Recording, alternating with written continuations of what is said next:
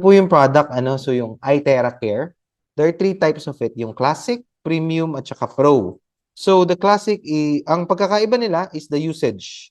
Like, the Classic have 30 minutes of usage, and then you have to rest it for 10 minutes. The Premium, you can use it for 3 hours, and then you have to rest it for 5 minutes. And the Pro, unlimited ang usage niyan. The Classic and the Premium, meron po siyang, heat na nilalabas. Yung Pro, meron siyang heat tsaka cold na nilalabas. So, ang inventor niyan si Yang Wen-jun. So, itong product na to ay patented. It's a German, Malaysian, Chinese technology na produkto. At ang ginawa po nila dun sa product natin is meron siyang 3-in-1 core technology. It's a simple blower. Pero ang binubuga niyang hangin, kakaiba. 3-in-1. Ano yun? Meron siya number 1, yung terahertz. Ang terahertz resonates with our cells. Na, ang frequency ng cells natin at saka yung terahertz magkapareho. So they can actually, the terahertz will activate the cells at saka yung mga dormant cells and eliminate yung mga bad mutating cancer and free radical cells.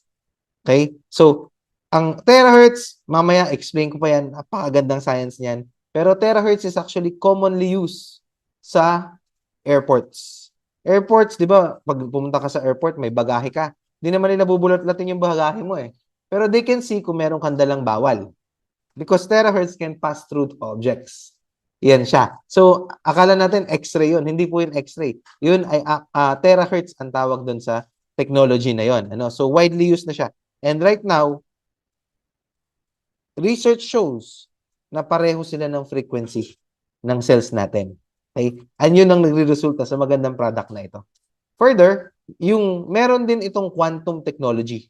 Yung quantum naman, it generates scalar energy that energize our cells, increases energy field around it, and produce healing energy and passes through any object through quantum entanglement. So, pagka-blow mo ng blower, hanggang sa bone marrow mo, inaabutan niya ng terahertz, 20 to 30 centimeter.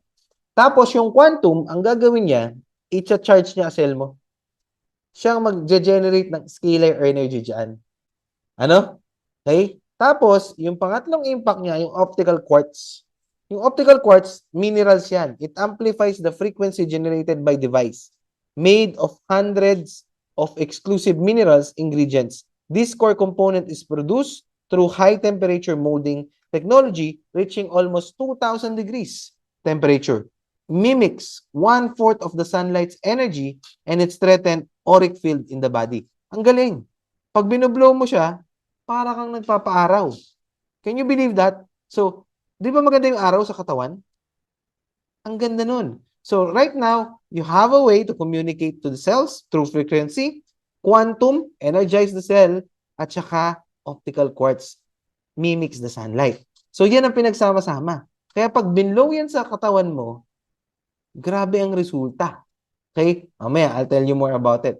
So, the product is result of 8 years of development, research and development. Meron siyang product design patent, safety inspection patent, report, quality inspection, accuracy test report, radiation test report, at mga clinical studies.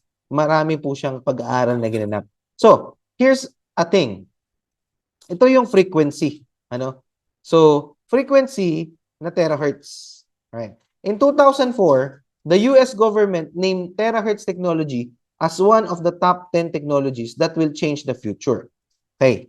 So, there are different types of frequency kasi. Number 1, radio frequency. So, radio frequency, ito yung pag ginagamit mo yung radyo.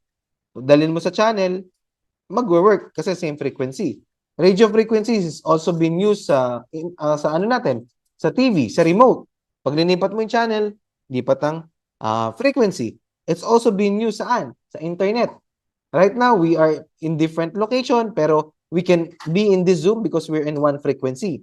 Okay? Napaka-powerful nung ma-develop ng tao ang frequency. Unlimited ang potential. Okay? So, microwave frequency, meron din, di ba? So, when you use the microwave, in 5 minutes, mainit na yung pagkain mo. Di ba? Yung galing sa freezer, i-defrost mo sa microwave, in 5-10 minutes, defrost na siya. Okay? So, that's microwave frequency. Tapos, meron terahertz frequency. Terahertz frequency, gaya na sinabi ko, ginagamit siya sa medical equipments, aviation, drinking water, and other social environment and life fields. Kasi non-ionic ito. Okay? Very safe sa katawan natin. Kaya nga siya ginagamit sa airports eh.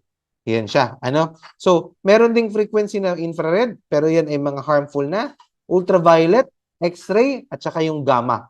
Yan ay mga radioactive frequency na. So, yung ating ginagamit, yung gitna po, yung terahertz frequency. Okay? So, tandaan mo, every cell in your body is a battery. Lahat ng cells natin, baterya. So, ano ba ginagawa natin sa baterya? We charge it, we activate it, and we optimize it. Yan yan. So, gaano ang karami ang kuryente ng isang cell? 80 to 100 millivolts ang isang normal cell. Ang isang weak cell, 50 to 60 millivolts. At ang isang bad cell is 20 to 5 millivolts. Okay? Ngayon, kapag ang isang cell ay weak or bad cell, ang magiging part niyan, ang mangyayari niyan, teka, may nagchat-chat. Yeah. Okay. Ang mangyayari diyan kapag mainit yung iyong mahina ang kuryente, millivolts ng cell, aagaw siya ngayon ng kuryente doon sa ibang cells. So mangyayari, mag-aagawan sila. Okay? So kapag yan ay nasa isang organ, ang mangyayari diyan, hihina yung organ na yon. Okay? So, kung nangyari yan sa iyong kidney, magkakaroon ka ng kidney problem. And kapag ang bad cell, actually ang bad cell po ay cancer cell. Ano? So, simple lang. So, our device, charge the cell and optimize it. Okay po? Ngayon, paano nangyayaring resonance? Ang resonance, ganito lang siya. Okay? Kapag magkaiba yung frequency, hindi magbabibrate yung golf ball. Pero, ito, sorry. Ayan. 512 versus 440. Wala nangyayari sa ping pong ball. Sorry. Okay. Pero pag ginamit mo, same frequency, 440 versus 440, nagva-vibrate. What does it mean? When you blow the device sa iyong katawan, magba-vibrate yung mga cells mo ng 100 million of vibrations per second. Kaya nagigising yung mga dormant cell. Ano? So, napakasimple. The science is there. We focus to the cell. Okay, paano yan? Di ba nung unang panahon, paano charge yung mga cellphone? We put wires on them, right? Saksak mo, magiging, matcha-charge ang cellphone. Ngayon, meron ng wireless charging. Hindi na natin kailangan ng wire. Nung unang panahon, ang tao gagamutin through medication. Ang cells pakakainin through food and food supplement, di ba? I'm not saying hindi natin kailangan ng food supplement at saka food, Pero right now, we have frequency that can go pass through straight away dyan. Kasi marami nagiging hindrance kapag ang iyong pangangatawan is hindi healthy. Tapos kumakain ka ng healthy. Kasi hindi siya na-absorb ng katawan properly. So, hindi ka sure kung makakaabot siya to your cells. Ganun siya. Hindi ka sure kung umaabot pa yung nutrition dun sa mga dapat niyang puntahan. So, itong ating produkto, it goes straight to the cell through the power of terahertz, through the power of frequency. We can pass through on it. Now, sabi ni Hippocrates, those who cannot be cured by medicine can be cured by surgery. And those who cannot be cured by surgery can be cured by fire. Sabi niya, if there's a way to hit the bones, then all diseases can be treated. Hindi niya sinabing some diseases. Ang sinabi niya, all diseases. Lahat daw.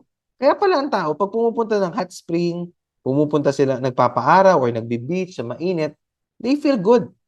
Okay? So right now, we are living on that technology. Kasi pag binlower mo yan, mainit yung ating, yung ating hangin. And through terahertz, quantum, at saka optical quartz, grabing nadidevelop sa katawan natin. At si Hippocrates, sinabi niya to 25 centuries ago. We are now living on that technology. Ayan siya. So, paano gamitin? I-blow mo lang dun sa iyong spine. Okay? Tatamaan dyan yung mata, yung mga glands, yung ating aorta, yung puso, lahat yan, broncho, yung lungs natin, stomach, okay? Liver, gallbladder, pancreas, lahat yan tinatamaan. Hanggang dun sa sexual organ. Okay? So, Yung father ko nga, takot na takot yun magka-prostate cancer. 3 times bago pag natutulog yon sa gabi, 3 times yun iihi. Okay, ngayon, grabe yung impact ng product sa kanya. Diretso na tulog niya.